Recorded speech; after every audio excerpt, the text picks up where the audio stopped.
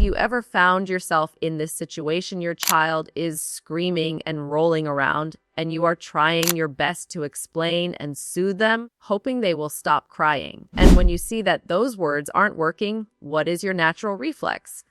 Is it to try to say more, explain more thoroughly, and then talk even more? We often think that communication is the best way to connect with our children. But there is a harsh truth that you might not have realized. Those very words are actually adding fuel to the fire, only making the situation worse. The real secret to helping your child calm down, ironically, is not talking to them. It is saying nothing at all. But please, don't misunderstand me. I am not advising you to ignore or abandon your child while they are panicking.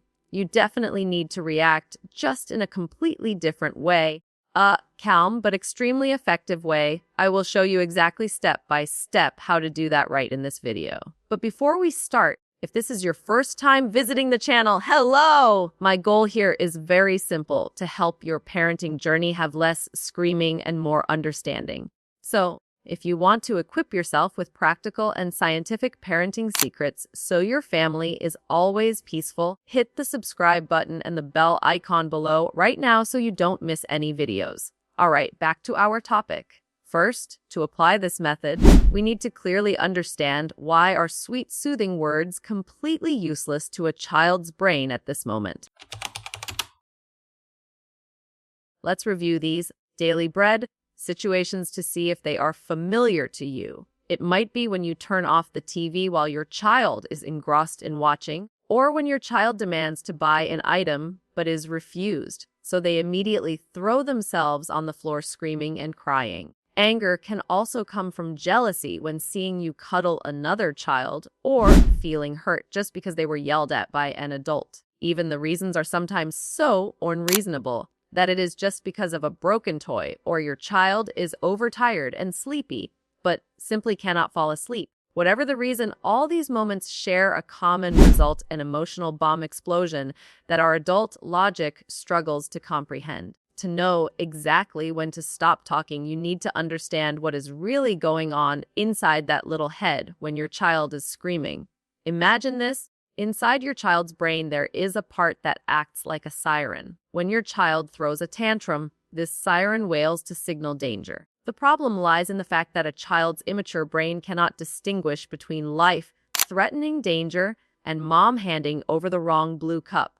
To us adults, the wrong colored cup is a trivial matter, but to a child, that disappointment is just as overwhelming as a real danger. When this siren goes off, your child's body switches to self-protection mode.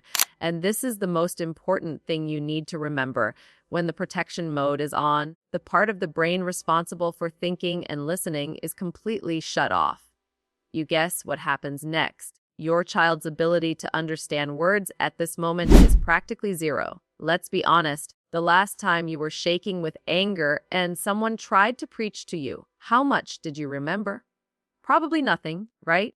Words just go in one ear and out the other. Your child is exactly the same. Your child simply cannot process your explanations at that time. But the story does not stop there. To resolve this thoroughly, we must find out why that siren rang. The first thing we need to do is not to soothe, but to observe. Crying is a signal. Maybe your child is too tired, it is too loud, or too bright. But sometimes, if you observe closely, it could be a sign of anxiety or your child having difficulty focusing attention. There is also another realistic perspective that we are sometimes hesitant to admit. That is your child crying to get what they want. If your child has ever thrown a fit in the middle of the supermarket and you hurriedly bought candy to end the matter, your child learned a lesson that throwing a tantrum gets a reward. At this point, the crying is no longer panic, but a tool. So what must you do in this situation? First, try to notice what things usually make your child angry to avoid them beforehand. Prevention is better than cure. Second, if your child cries just to make demands, the secret is to ignore that behavior. Do not talk when your child does not want to listen. Let your child understand that throwing a tantrum is not the way to get what they want. And third, look at yourself. When you try to explain with your hands waving, your face tense, and your voice getting louder, you look very scary to your child at that moment. Instead of reassuring your child, you are unintentionally making them panic more. In short, in the heat of the moment, your child does not need a lecture. Your child needs to feel safe. Only when feeling safe does the siren turn off, and only then does your child's brain work again to listen to you. How to create that safety without saying a word, I will demonstrate for you right now.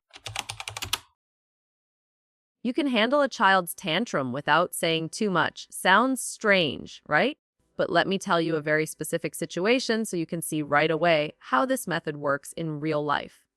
A few days ago, my 4-year-old son was playing Lego with his older sister when suddenly he started screaming and rolling around on the floor. The reason was very simple. He wanted the Lego piece his sister was using. In that moment, I could have totally rushed over and said something like, "You are upset because you want that piece, right?" And then started explaining why he couldn't have it immediately, that he needs to wait his turn, that his sister was playing with it first. But when a child is exploding, the more words, the more expressions, and the more you try to lecture can sometimes unintentionally trigger their panicked brain even more. And the result is usually that he screams louder, longer, and the tantrum lasts longer. So I did something completely different. I just gently picked my son up, took him to the next room, and set him down on the floor. At this point, he was still struggling, still screaming, and trying to roll away from me. He pressed himself against the wall as if he wanted to get as far away from me as possible. That was when I understood very clearly my presence being too close to his face was not helping him at this moment. In fact, just seeing me in front of him made everything worse. So I just said one short sentence, "I am here." Then I stepped back a little out of his direct line of sight, but still in the room. And then I waited in silence. I didn't try to talk. I didn't lecture. I didn't reason. I also didn't use familiar phrases like "use your words" or "calm down." Because honestly, in moments like these, those phrases rarely help at all. When you see the storm start to clear, the crying fades, and your child stops rolling around, this is when you need to move closer. But remember, do not say anything yet. At this moment, let your calm presence do the work. Your relaxed body language is sending a strong message to your child's nervous system. Everything is safe. We are okay. About 30 seconds later, when your child looks up at you, simply ask, "Do you want a hug?" If your child nods, hold them in your arms. Wait until their breathing slows down and they look you straight in the eye. That is the sign that their thinking brain has switched back on. Only then do you start talking and teaching. Right now, you might be thinking, "That theory sounds nice, but the reality in my house is very different." Yes, reality is always harsher than in books. Below, I will break this down into 4 possible scenarios and how you can handle the 4 most common, tricky situations that you will surely encounter. Situation 1. Many children scream, "Go away, Mom," but their hands cling tightly to your leg. If you actually leave, they panic. If you stay, they push you away. What should you do? Do not leave. Sit down on the floor. Keep a little distance, but stay within their line of sight. Become a solid anchor. The message at this moment is, "I know you are angry, but I will sit right here to ensure you are safe. I am not going anywhere." Situation 2A, when your child becomes violent, hitting, throwing things, hurting themselves, silently observing, is a mistake here. You need to prioritize safety. If your child rushes to hit you or bang their head, use the safe hold technique. Hold their hands firmly but without causing pain, and say in a deep voice, "I will not let you hurt yourself." Do not lecture, just maintain the safety boundary until their muscles relax. Situation 3, physical limitations and confined spaces. If your child is too heavy to carry, or you have back pain, or you are stuck in a car, do not try to move your child. Instead, remove dangerous objects around them to create a safe zone right there. If you are driving, pull over if possible. If you cannot stop, turn on soft music or white noise to drown out the crying. Keep yourself calm and accept that I cannot do anything right now, and that is okay. Situation 4E, the public nightmare. This is when the pressure from strangers' stares makes you want to explode or spank your child just to get it over with. But remember, your child's brain in the supermarket works exactly the same as it does at home. If you cannot carry your child to a quiet place, create an invisible bubble, get down to your child's eye level, and turn your back to the crowd. Do not worry about what the restaurant manager or the neighbor thinks. In this moment, it is just you and your child in that bubble. Your calmness in the eye of the storm is the biggest lesson your child learns, not physical punishment. And finally, for children with special needs, such as speech delays or autism, remember that sometimes it is sensory overload, not a tantrum. In these moments, silence is golden. Reducing light and noise and using comforting physical contact will be more effective than 1,000 words. So what if your child continues to cry uncontrollably even though you have tried to understand? At this moment, your most important task is to stay calm and repeat the process. I know this is easier said than done. When you hear your child crying, your heart beats faster, your blood pressure rises, and you feel like you are being attacked. That is the brain's natural reflex. But remember, you are the mature adult in this situation, and your child desperately needs your help. Take a deep breath, reassure yourself to maintain your self-control, and do not let yourself lose control. When you are truly calm, a miracle will happen. Your slow and deep breathing will send a safety signal to your child's brain, helping their body gradually cool down along with yours. After a moment of silence, gently let your child know that you are still there and understand their sadness. Absolutely do not criticize or blame. If your child permits, try physical contact, such as placing a hand on their shoulder or hugging them.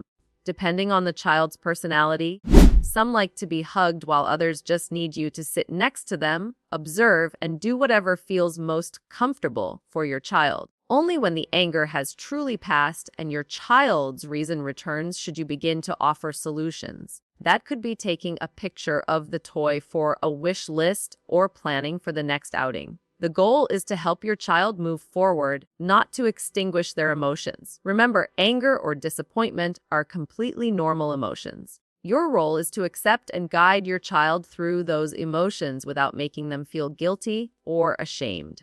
Remember, our goal is not to extinguish the anger immediately, but to help your child learn how to move through it without fear. Your silence and calm presence at this moment are more powerful than 1,000 words.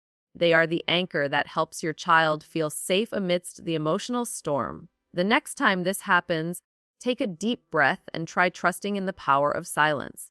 If you find this method helpful and want to equip yourself with more psychological weapons to make your parenting journey lighter, don't forget to hit the subscribe button and the bell icon below to support the channel. See you in the next video.